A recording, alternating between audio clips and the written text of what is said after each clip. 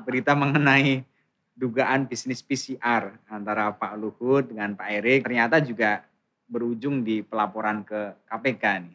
Saya melepas aset pribadi saya. Bahkan waktu itu saya pinjam uang ke dua sahabat saya, kalau tidak salah masing-masing 1 M.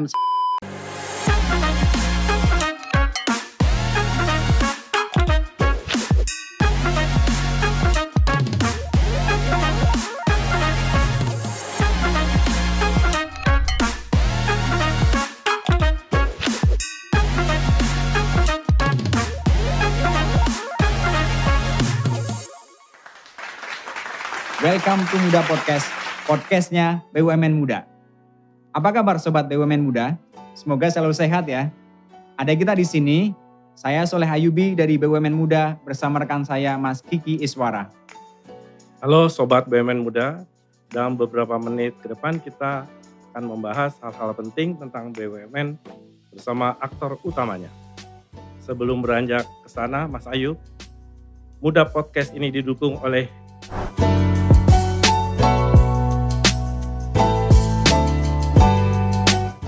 Iya, Muda Podcast hari ini kedatangan top leader kita. Welcome to Muda Podcast, Menteri BUMN Republik Indonesia, Mas Erick Thohir. Makasih Mas Ayub, Mas Kiki. Rencananya beberapa menit kan acaranya tadi? rencana. Baik, selamat datang Menteri BUMN RI, Mas Erick Thohir di Muda Podcast. Bagaimana kabarnya Mas? Alhamdulillah baik. Dari tadi kita manggilnya Mas, sengaja memang supaya akrab. Dan masih muda juga kan Mas Menteri kita ini. Terlebih lagi ini Muda Podcast, tempatnya netizen muda ngumpul di sini. Sebuah kebanggaan bagi kami, BUMN Muda bisa ngobrol langsung bareng dengan Mas Menteri kita di Muda Podcast ya. BUMN kita ini kan selalu jadi trending topik. Yang paling naik publik ini misi transformasi BUMN dari mulai pengembangan SDM, tadi pagi ada acara besar, kemudian juga ada restrukturisasi BUMN dan lainnya. Sebelum beranjak ke sana, tadinya maunya ngobrolin BUMN langsung nih. Tapi ngobrolin tentang Mas Erick ini mungkin juga sangat menarik. Terus sekali Sobat BUMN Muda dan masyarakat ingin kenal dekat dengan Mas Menteri ini. Apalagi sekarang lagi naik-naiknya. Sudah 2 tahun ya Mas dipercaya menjadi menteri. Tentu beda banget ketika memimpin perusahaan dan jabatan publik. Apalagi saat ini ramai banget netizen sedang naikin Mas Menteri. Mas sempat nggak berpikir, nyesel gitu, kok begini ya? Tentu apa yang dilakukan saat ini punya konsekuensi jabatan ya. Bagaimana cara menghadapinya Mas? Ya, saya rasa dimanapun kita berada itu pasti punya konsekuensi. Dan tentunya kita harus yakin apa yang kita kerjakan tanpa konflik of interest dan tentu dibantu tim yang baik. Tentu beban sebagai pengusaha beda dengan sebagai public service, pelayan publik. Kalau pengusaha itu kan bosnya kita sendiri. Mau ngatur waktu kita sendiri. Cuman memang ada resiko. Ya, kalau terjadi apa-apa dalam perusahaan, ya tentu secara finansial langsung terdampak dan tentu ada beban yang berat juga untuk tadi para profesional dan pegawai dan tentu keluarganya. Di kementerian konteksnya jauh lebih besar dari itu. Karena di kementerian itu kan tidak hanya tadi melakukan sesuatu yang konkret, tetapi juga membuat policy. Nah, policy ini yang memang kadang-kadang ya pasti kontroversi. Tapi yakin tadi kalau memang kita tidak didasari oleh tadi agenda pribadi, ya harus dijalankan saja. Dan kita yakini bahwa yang penting policy itu mempunyai impact yang besar untuk masyarakat. Apalagi di era yang hari ini sangat terdisrupsi. Baik karena digitalisasi, karena kesehatan, apalagi sekarang sedang naik juga isu mengenai green economy. Enakan mana nih Mas Erick ini? Jadi menteri atau pengusaha? Pengusaha.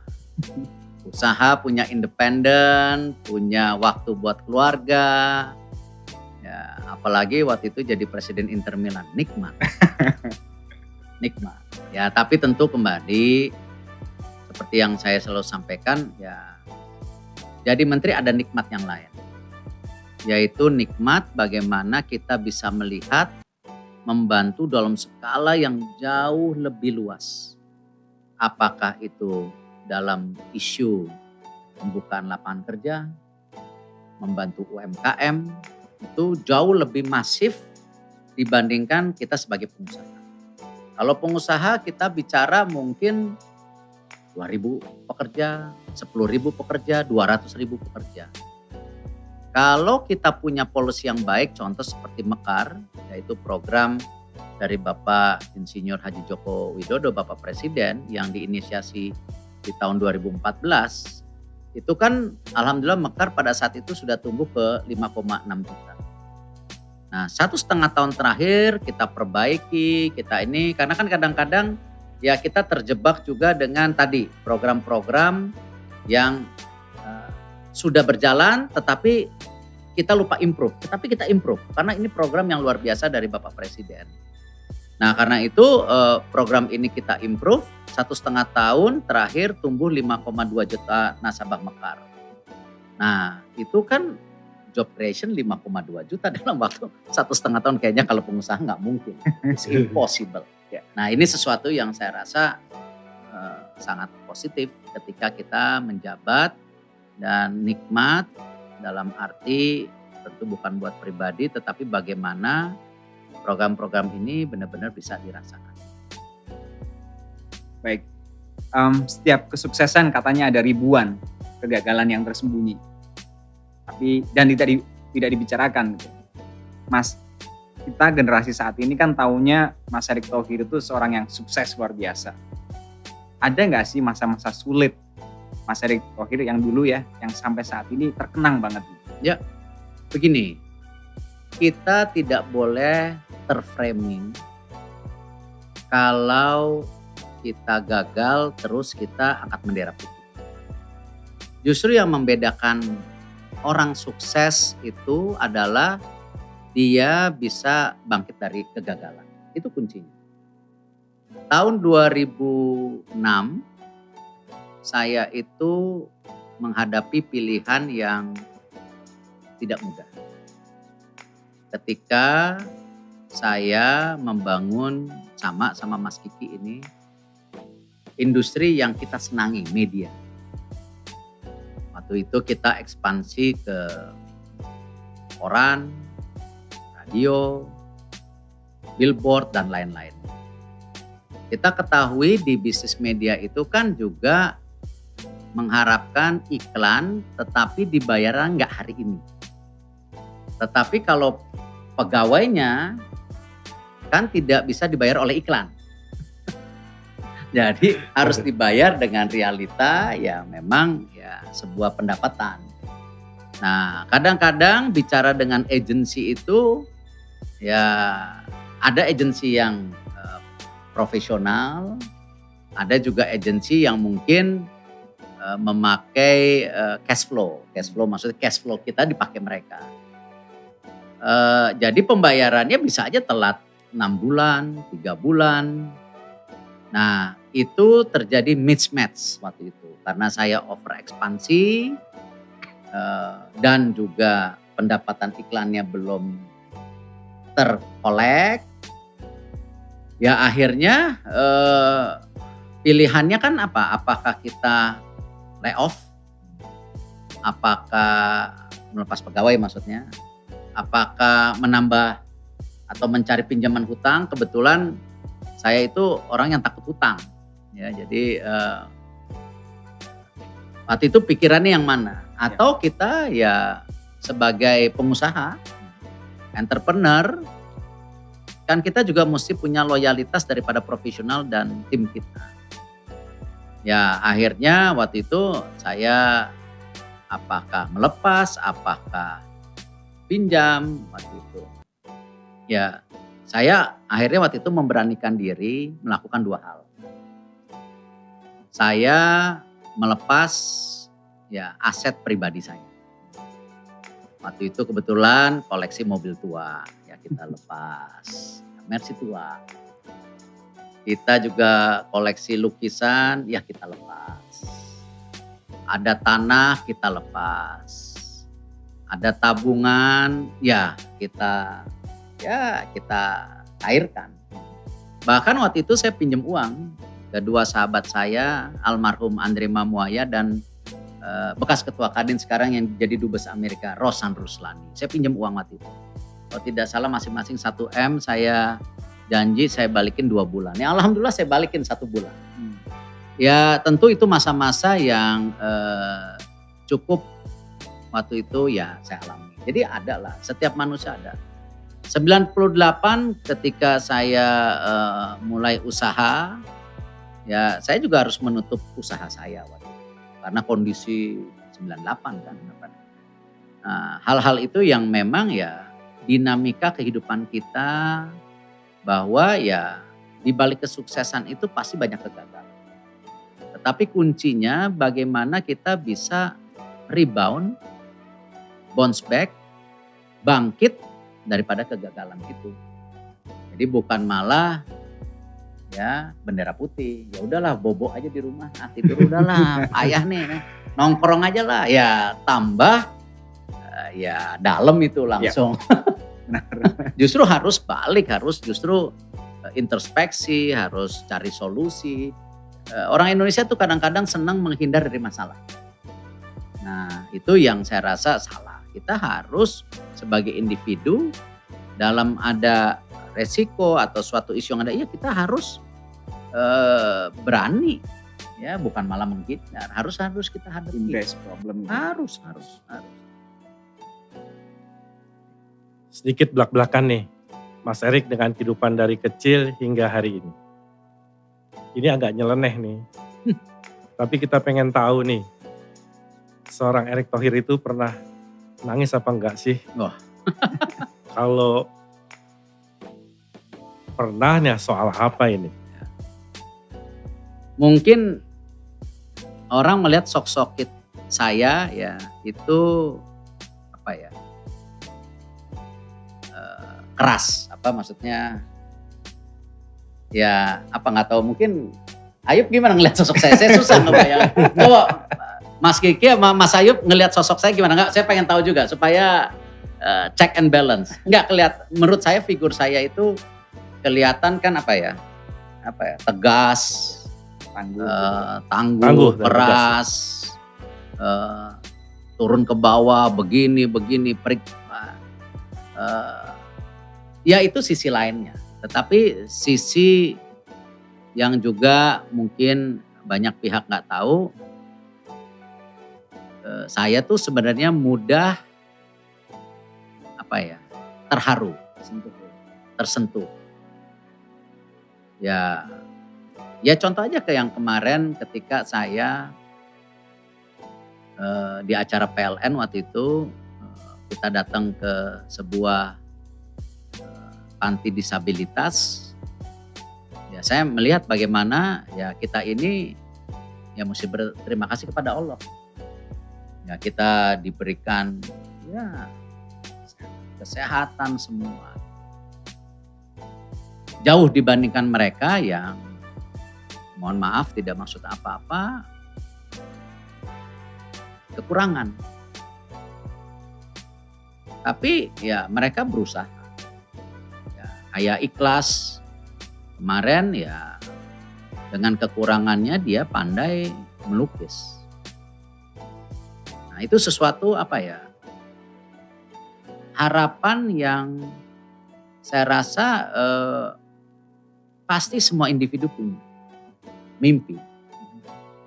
Nah senang sekali ketemu ikhlas. Dia menggambar dari handphone, ya tentu ya saya nggak nangis sih, cuman saya sangat terketuk. Makanya kemarin saya bantu lah supaya melukisnya lebih mudah, ya mungkin pakai laptop lebih. Yang paling ini ya Nurella, ketika dia punya suara bagus.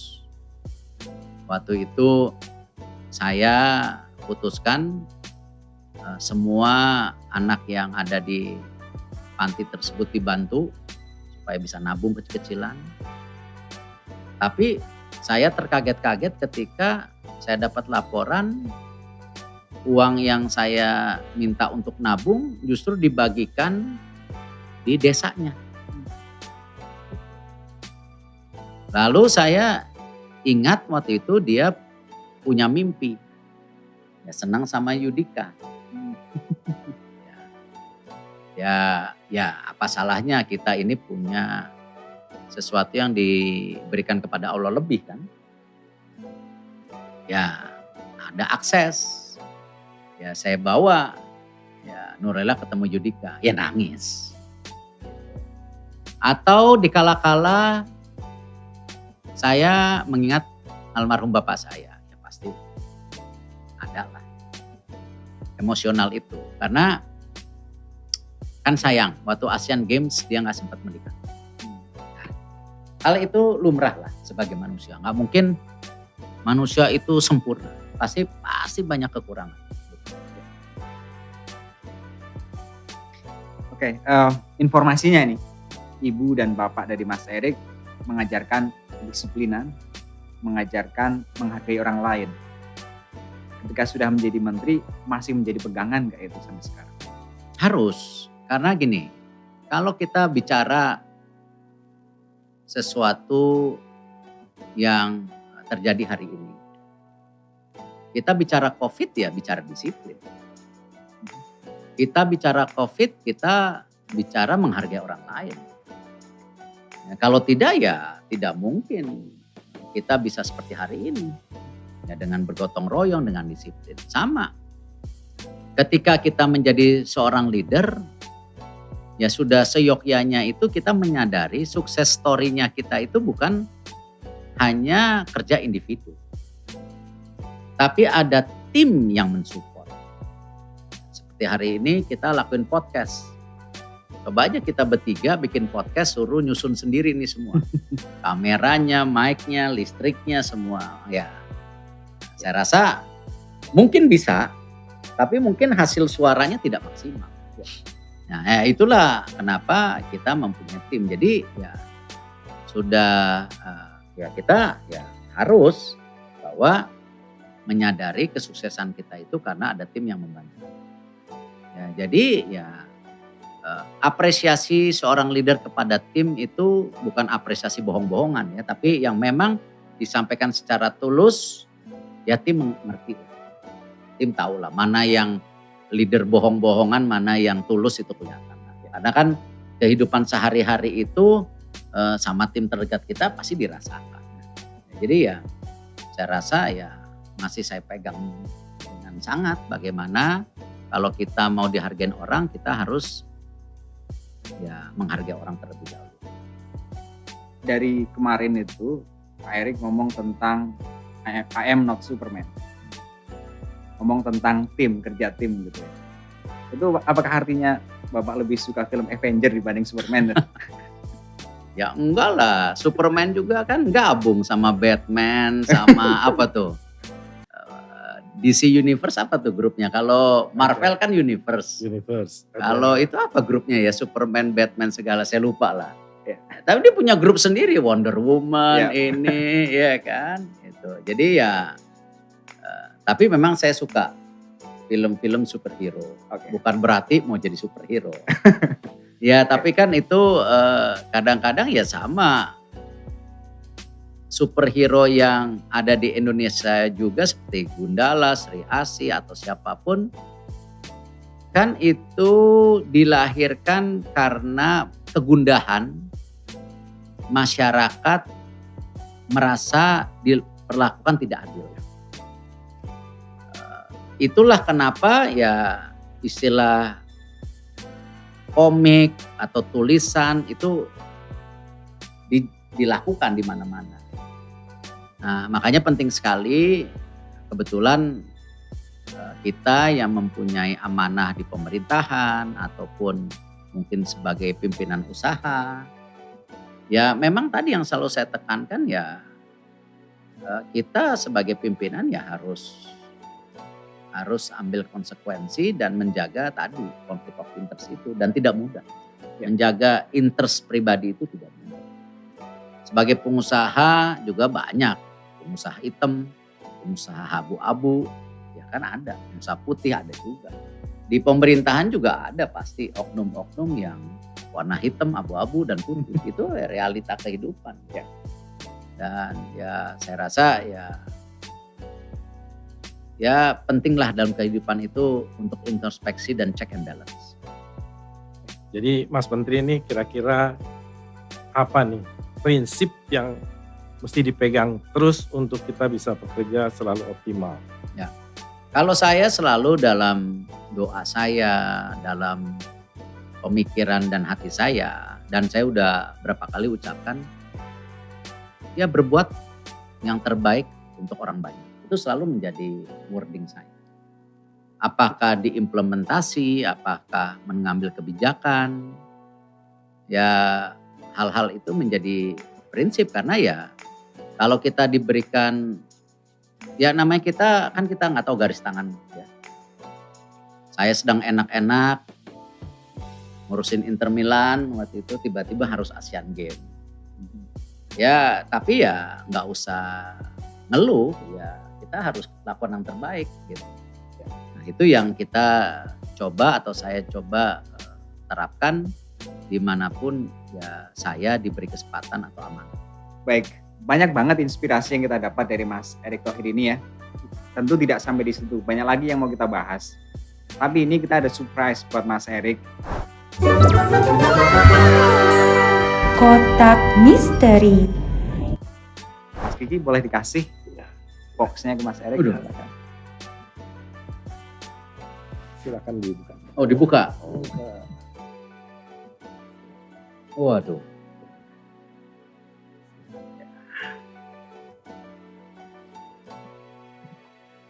Ini almarhum bapak saya, Haji Muhammad Thohir.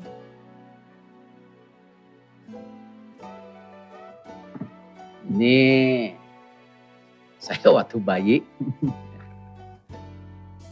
sama bapak saya.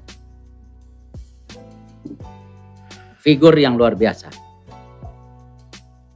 Ada memori apa dengan gambar tersebut bagi Mas Erick? Siapa sosok yang ada di foto tersebut dan boleh diceritakan? Ya bayangin gini, umur 10 tahun merantau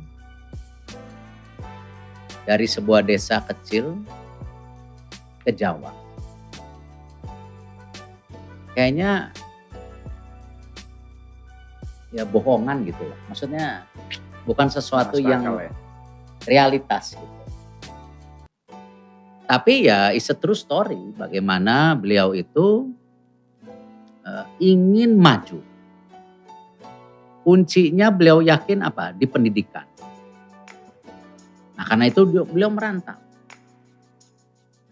Dan susah hidupnya. Ya. Ketika beliau menikah dengan ibu saya itu kan ya mohon maaf. Jangan dilihat keluarga saya yang hari ini. Beliau itu sama ibu saya tinggal di Gubuk di Jakarta. Ya, buang air ini kan tahun 60-an. Itu masih ngegali. Ngegali itu tanah. Sampai ya terus beliau bekerja, berkarir, masuk Astra tahun 68 dan lain-lain. Ya, dan beliau itu kalau pulang kantor yang luar biasa, ya teriak-teriak, mana anak saya? Mana? Erick Boy. Gitu. Jadi itu ekspresi yang beliau itu bawa, ngerti nggak? Itu apa ya? Bonding, apa ya? Sesuatu yang, dan dia itu banyak sekali menekankan filosofi-filosofi kehidupan. Orangnya sederhana. Kalau ada hasil kerja, itu biasanya kita keluar negeri. Bukan buat apa-apa. Ngasih lihat, oh lihat nih. Ya, negara ini tuh bersih, lihat tuh. Yuk ke museum, lihat tuh museum tuh. Oh ini sejarah bangsa orang. Jadi kita dibeli wawasan. Nah memang ya saya juga tidak bisa menyampingkan ibu saya luar biasa. Uangnya bapak saya itu dikumpulin. Ya, dia beli tanah, jual beli tanah. Dan usia sudah 82 tahun, sampai sekarang masih jual beli tanah. Lalu juga uangnya dibeliin asuransi pendidikan. Supaya kita bisa sekolah di luar negeri. Jadi luar biasa. Jadi saya bersyukur ya saya mendapatkan orang tua yang mempunyai kelebihan yang akhirnya membentuk karakter-karakter. Karena memang penting keluarga itu menjadi kunci fondasi. Itu yang saya rasakan. Jadi ya udah dimasukin lagi karena kalau terlalu lama saya jadi harus ngomong. Jadi sebelumnya sebelum berlanjut ke pertanyaan yang lain, ayahandanya Pak Erick Thohir ini mungkin sekitar 15 tahun yang lalu awalnya ketemu saya di Jalan Blora di tukang soto. Soto kambing. Kaki kambing. Kesenangan dia itu. Kesenangan beliau. Saya kaget juga. Kok beliau mau duduk bersama-sama dengan orang-orang untuk mengantri dulu, kemudian duduk di kursi panjang, sama-sama kita makan, dan kemudian berlanjut hampir 2 minggu sekali atau bahkan sebulan sekali karena itu juga langganan saya. Dan beliau tetap tampil sangat sederhana, humble, bercerita, menanyakan keluh kesah orang yang melayani pedagangnya, dan itu luar biasa menurut saya. Memang sosok yang layak jadi panutan dan contoh. Jadi kehidupan kesederhanaan itu layak dicontoh oleh siapapun. Begitu. Tahun 98 waktu krisis itu kakak saya Boy sama saya dipanggil. Itu buat kita yang lulusan luar negeri ya, yang cara berpikirnya harus efisiensi begini gitu kan. Dipanggil, beliau pesan yang tidak boleh lepas pegawai. Kita kaget-kaget. Harus percaya ekonomi Indonesia, nanti balik. Itu benar. 6 bulan sampai setahun kemudian balik. Jadi ya beliau memang luar biasa. Tadi yang disampaikan punya empati. Iya, empati. Rasa empatinya tinggi sekali. Dan itu ya menurun ke kita-kita. Ya. Karena itu kultur pendidikan penting. Empati karakter itu diajarkan Mbak ya.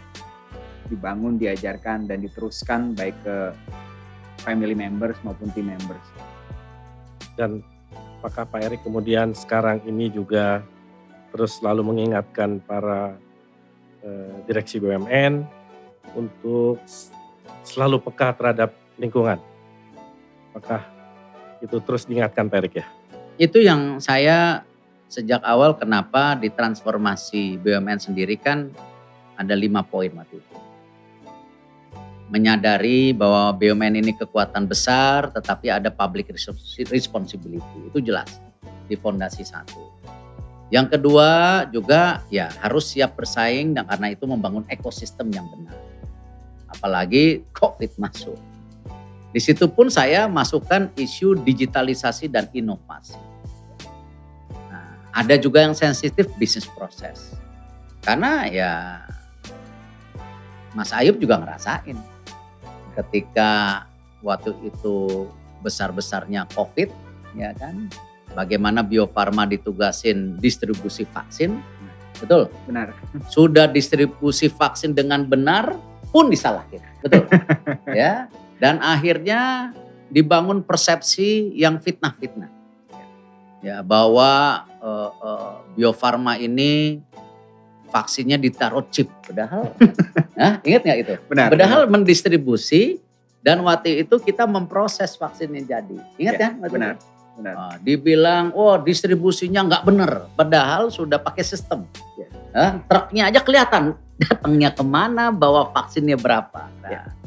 Jadi memang itu yang saya bisnis proses. Karena kenapa?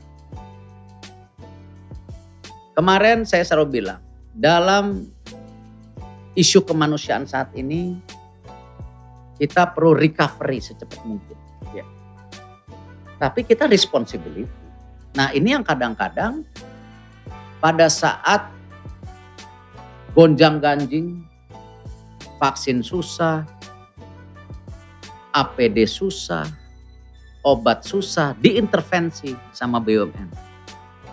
Pada saat itu. Nanti setelah, ya karena suka nggak suka sama pimpinannya, leadershipnya, ya mulai cari-cari persepsi, memframing, wah ini ada korupsi. Ya, padahal konteks hari itu dan saat ini beda. Dan ini ingat loh, situasi COVID ini belum selesai, di banyak negara naik lagi. Gitu. Jadi kalau itu juga tidak menjadi penekanan yang penting, ya kapok semua orang. Kapok untuk bantu. Nah, itulah kenapa di poin 4 kita mesti siap diperiksa. Karena itu bisnis proses harus dijalankan. Compliance. Ya. Dan human capital yang penting. Kita mempunyai leadership yang tadi, yang coba saya berikan ketika orang tua saya mendidik saya. Saya coba kasih. Gitu. Karena kenapa? Ya Erick Thohir kan ada umurnya juga. Kan kita nggak tahu. Terus masa kita mau selesai gitu. Karena hal-hal ini kan kita punya keterbatasan umur sehingga apa? Continue dalam leadership dipentingkan. Sama saya mendidik anak-anak saya sangat keras. Aga, Arfa sekarang kan baru pulang, ya, sangat keras. Gitu. Kenapa? Ya saya pernah bicara sama mereka berdua, saya bilang usaha saya bukan milik kalian. Sampai kaget. Saya tidak akan ninggalin uang sama kalian. Kaget tuh. Masih umur 18-an waktu itu. Sampai ada yang mau nangis, pikir ini kejam banget Bapak. Tapi terus saya ceritakan, konteksnya bukan itu. Karena kenapa?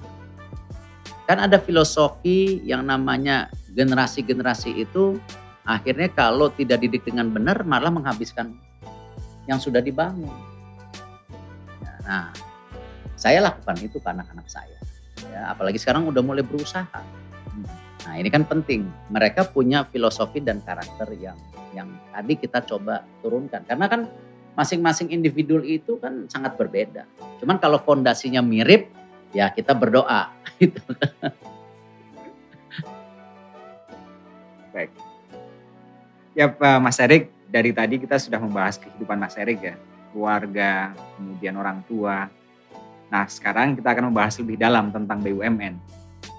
BUMN sedang disorot kinerjanya dan tentu kita semua sudah tahu ya bahwa BUMN punya prinsip kerja yang jadi landasan untuk bisa menjadi lebih baik, lebih berkontribusi untuk Indonesia supaya BUMN kita menjadi berdaya saing global.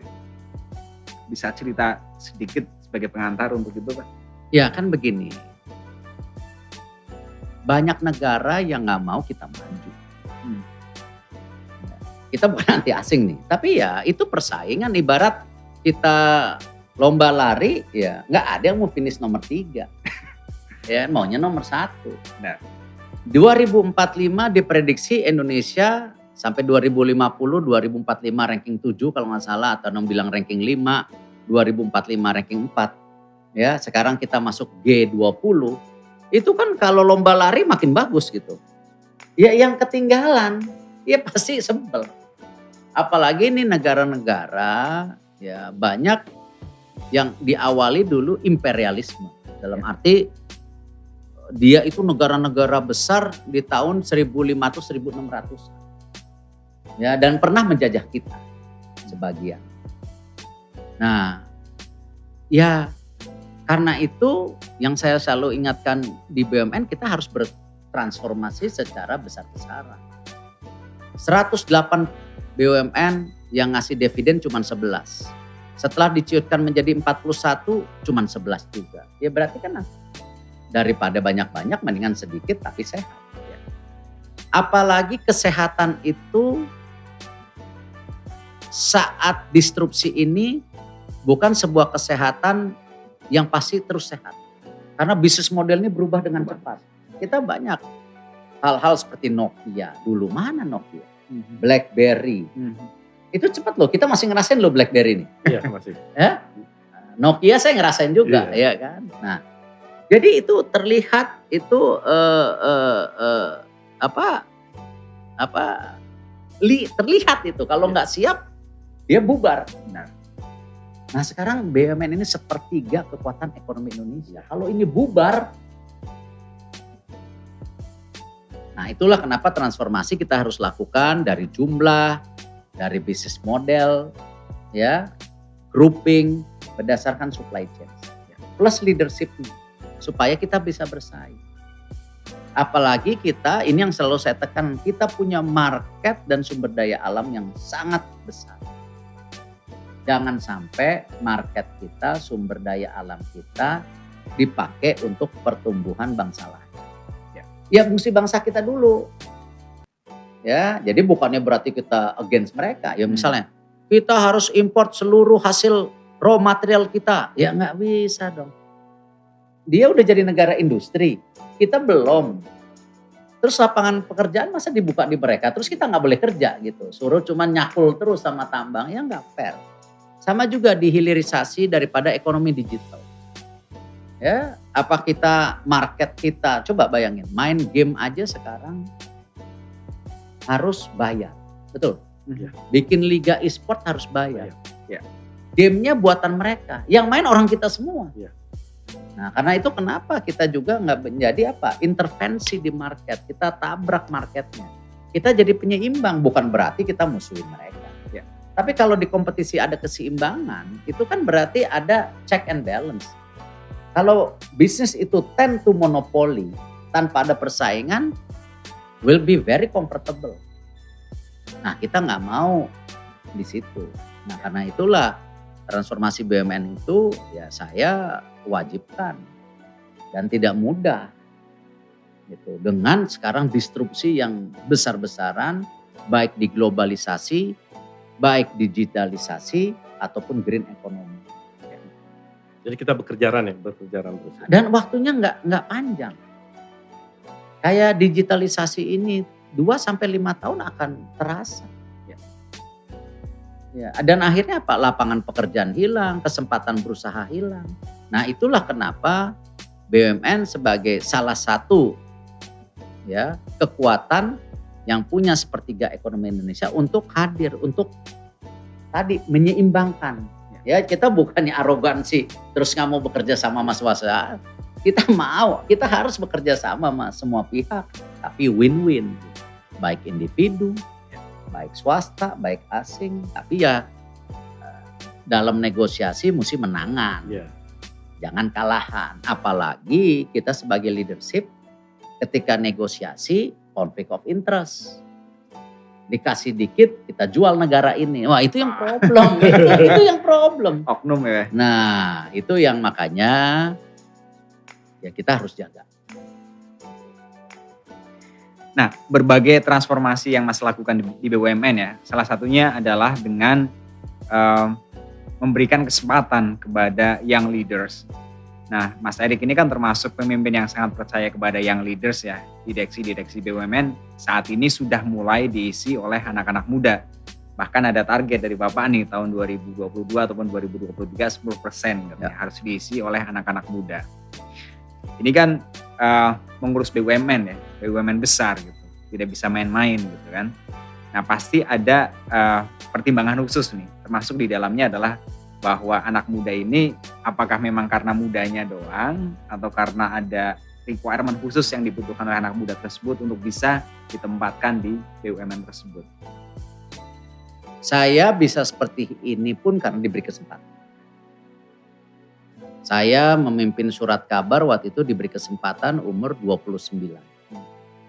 Saya diminta almarhum bapak saya mulai usaha 23.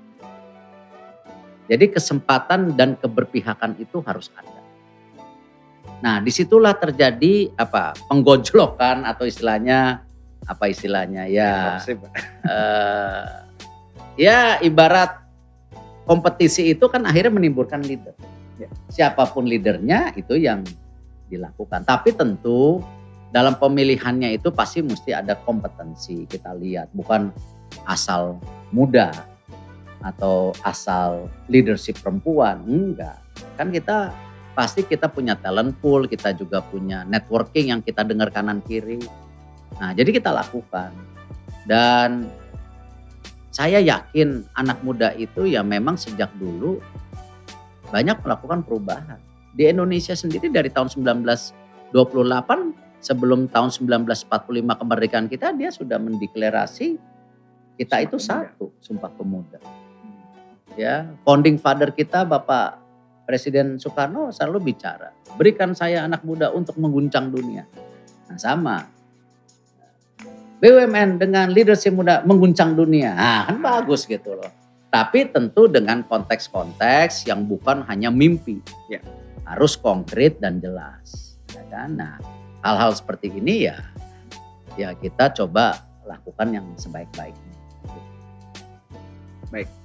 Nah, dari banyak restrukturisasi tadi ya, ada nggak sih perusahaan-perusahaan BUMN yang rumit banget gitu, jelimet banget untuk bisa direstrukturisasi itu?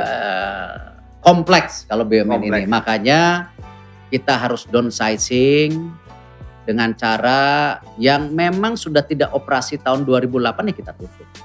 Dengan yang bisnis modelnya mirip-mirip, kita dengan supply chain kita mergerin, kita gabungin. Ya tidak mungkin juga proses daripada merger ini nutup ini bertahun-tahun, bayangin. Ya ada tahun 2008 nggak bisa ditutup. Tahun mau merger aja perlu waktu 1 tahun lebih, kan nggak bisa. Sekarang digitalisasi, orang ngelihat besok bulan depan udah berubah, ya bayangkan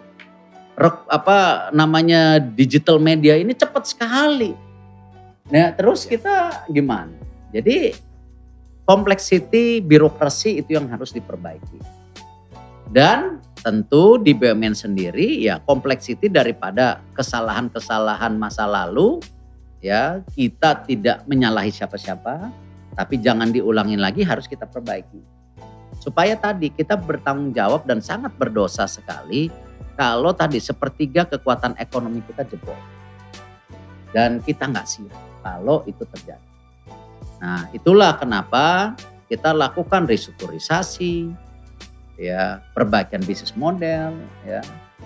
Bayangkan kita negara punya laut, punya lahan yang subur, matahari, air berlimpah. Hidupnya impor terus. Makan tempe, impor. Daging, impor. Ya, bukan terus kita bilang anti impor. Tapi harus dong ada roadmap supaya kita ngurangin impor gitu loh. Sama ketika COVID 90% bahan baku obat impor. Coba menyakitkan. Ya. Kalau tiba-tiba nggak dikasih bahan bakunya berhenti dong kita. Jadi kita nggak boleh hidup. Masyarakat kita harus mati semua karena COVID kan nggak bisa. Ketahanan itu harus ada. Nah karena itu kan kita bikin terobosan waktu itu. Bagaimana produksi yang waktu itu keren, Avigan jadi Papiravir kita. Tapi bahan bakunya masih impor. Paracetamol makanya kita genjot sekarang Pertamina untuk bikin. Bagaimana bikin bahan baku paracetamol. Nah sama di pangan. Perkebunan kita ya masa gara-gara oknum dikorupsi habis-habisan. Padahal kita punya lahan jutaan hektar ya untuk apa? Kepentingan tadi penyeimbang. Nah hal-hal ini yang saya rasa konteksnya itulah yang saya challenge leadership di BUMN yang muda, yang wanita ataupun yang senior saat ini. Ayo dong. Jangan mikirin karena saya hanya menjabat 4 tahun. Nah udah 4 tahun ini kita keruk habis-habisan. Nggak boleh begitu, justru mereka dikasih kesempatan 4 tahun mesti bersyukur. Nah, dia kerja bagus supaya apa? Legasinya ada. Ya. Jangan justru menjadi bagian yang korup gitu. Nah, hal-hal ini yang kita penting, kenapa? Ya tadi saya berharap transformasi di BUMN ini tidak hanya di bisnis model, human capital ini menjadi penting karena BUMN adalah penyeimbang daripada market atau pasar di Indonesia, penyeimbang juga pasar dunia, dan ini bagian ketahanan untuk kita sebagai negara yang lebih mandiri. Tidak ada negara dunia yang mandiri, pasti punya ketergantungan negara lain. Tapi kita harus lebih mandiri, nggak bisa konteksnya seperti hari ini semua impor. Mas, di sesi ini kita ada intermezzo tentang isu yang sedang ramai di publik dan kita perlu menjawabnya. Mas Erik, ada beberapa isu sedang ramai di publik dan ini bisa dijawab oleh Mas Erik, Sobat BUMN Muda. Tentu ingin dengar langsung pernyataan ini fakta atau hoax. Fakta atau hoax? Yang pertama itu adalah berita mengenai dugaan bisnis PCR antara Pak Luhut dengan Pak Erik yang ternyata juga berujung di pelaporan ke KPK nih. Itu Ya udah pasti hoax lah.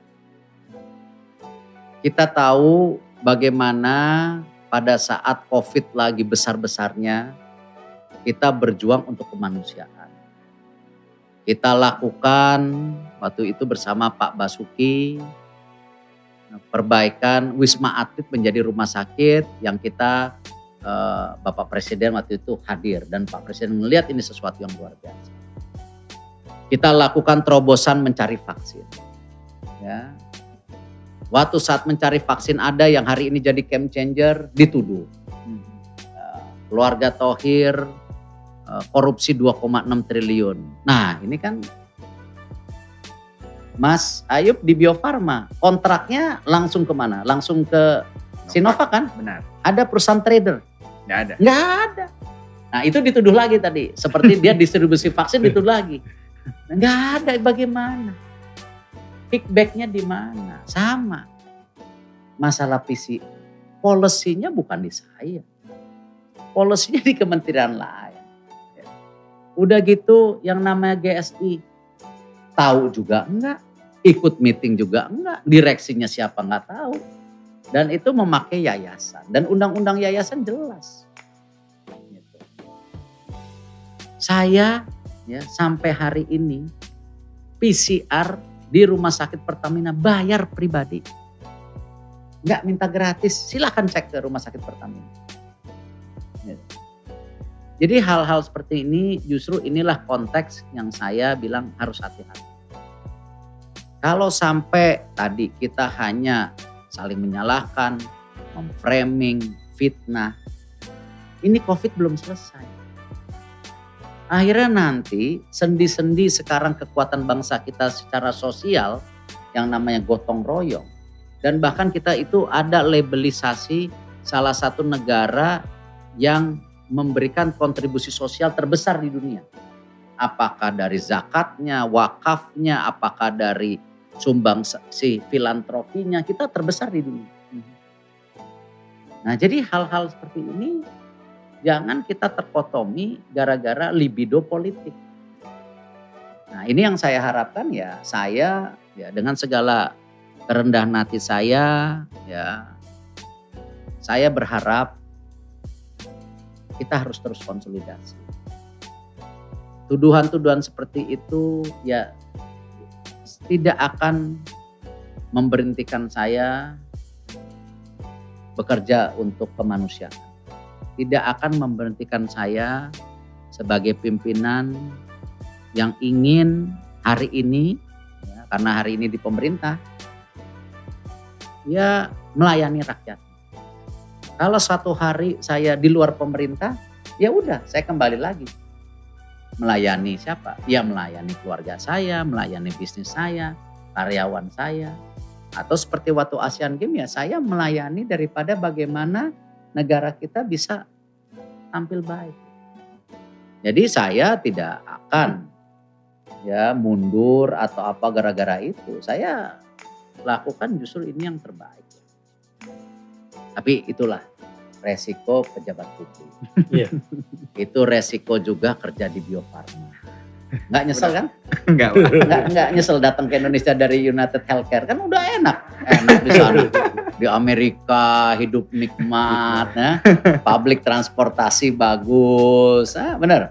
Nyesel nggak? Enggak, Pak. Oh enggak, alhamdulillah. I have no regret, Pak. Oke, terima Karena kasih. impact yang Terima kasih, kita terima berikan. Oke, berarti hoax ya Pak. Kalau gitu saya akan bertanya tentang hal yang dulu pernah dijalani oleh Mas Erik. Kangen gak sih dengan dunia olahraga? Karena dari tahun 90-an kan Pak Erik sudah mengurusi olahraga nih. Dan sekarang sangat fokus Mas Erik ke jabatan menteri.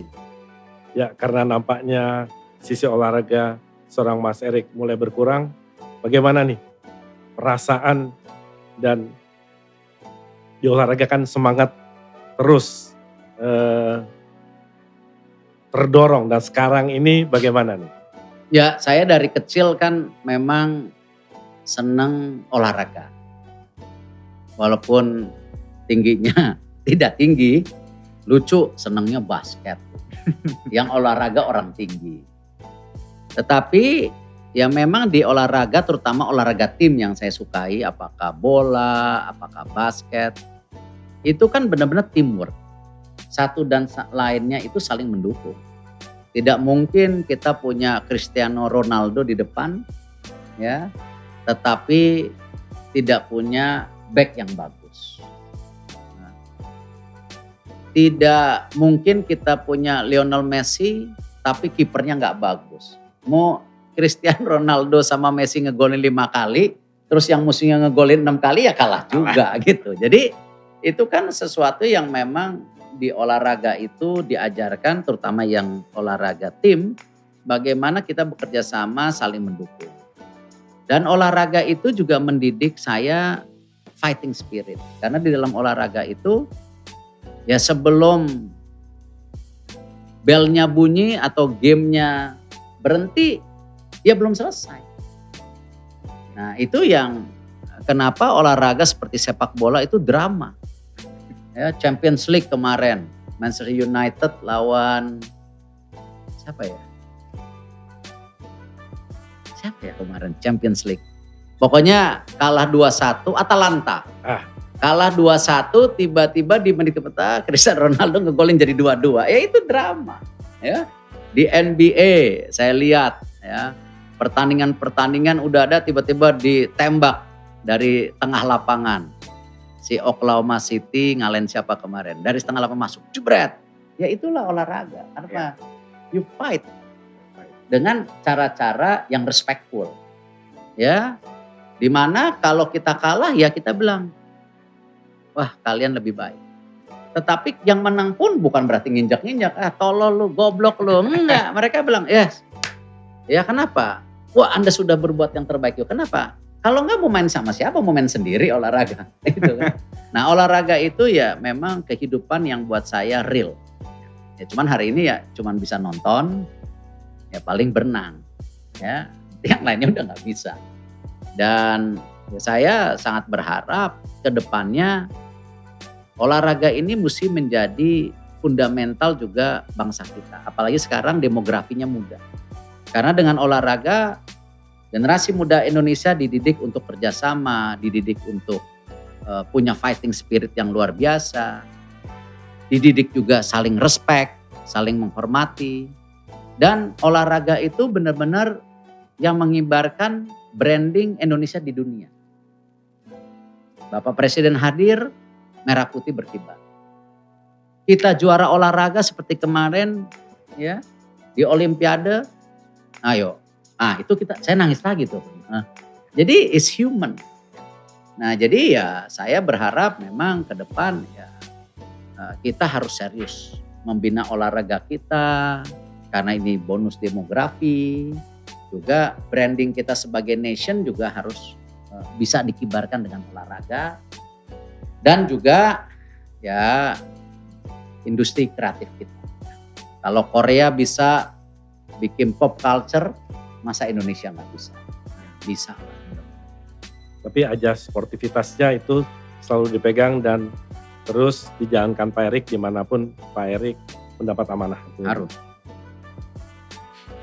Nah, oke Mas Erik nih, kita tidak terasa ya sudah ngobrol lumayan lama nih. Karena waktu yang terbatas, jadi boleh dong sebagai penutup di podcast ini, apa yang Mas harapkan dari anak-anak muda BUMN dan juga anak-anak muda Indonesia, dan pesannya apa untuk kita bisa menyongsong masa depan Indonesia yang jauh lebih baik dari yang kita punya sekarang. Dan kalau boleh dibagi satu quote yang paling bisa kita ingat gitu. Ya kalau quote yang paling diingat ya tadilah. Berbuat yang terbaik untuk kepentingan orang banyak di saat apalagi Anda mendapatkan amanah. Tentu untuk generasi muda BUMN, leadership BUMN, ayo menjadi bagian yang mentransformasi. Ini kebijakan, kesempatan kita sudah lakukan. Bagaimana kalian harus meningkatkan kompetensi. Tetapi juga didasari dengan tadi akhlak yang baik. Karena itu harus menjadi check and balance. Untuk generasi muda Indonesia secara menyeluruh, saya rasa penting sekali pendidikan menjadi kunci. Penting sekali generasi muda Indonesia itu menjadi generasi yang produktif, solutif, bukan generasi yang hanya mengeluh atau hanya bergunjing.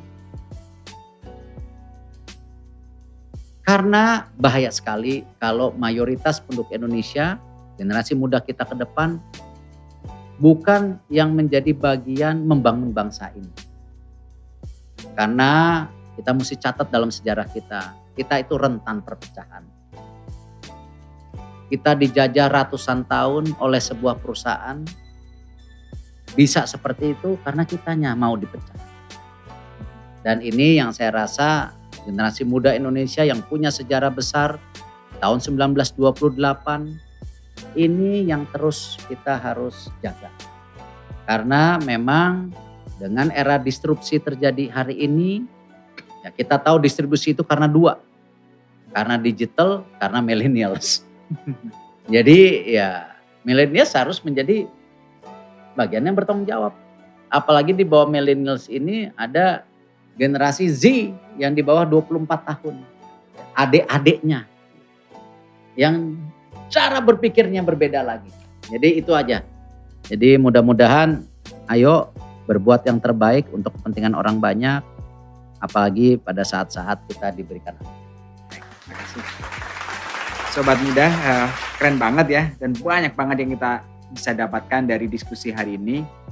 Dari motivasinya maupun dari pengalamannya maupun dari arahan-arahannya ya, untuk lebih baik buat bangsa kita dan juga untuk BUMN. Tumbuh berkembang menjadi generasi muda yang unggul dan berani memajukan Indonesia. Terima kasih Mas Erik sudah mampir di Muda Podcast. Mudah-mudahan ada kesempatan buat kita sharing lagi nanti dengan seluruh sobat BUMN muda maupun 3 bulan muda. Sekali boleh. Siap. Jangan tiap minggu nanti gak kerja. Kalau 3 bulan sekali boleh. Baik. Nah, saya Soleh Hayubi dan rekan saya Kiki Suara mohon pamit. Muda Podcast, podcastnya BUMN Muda. Siap.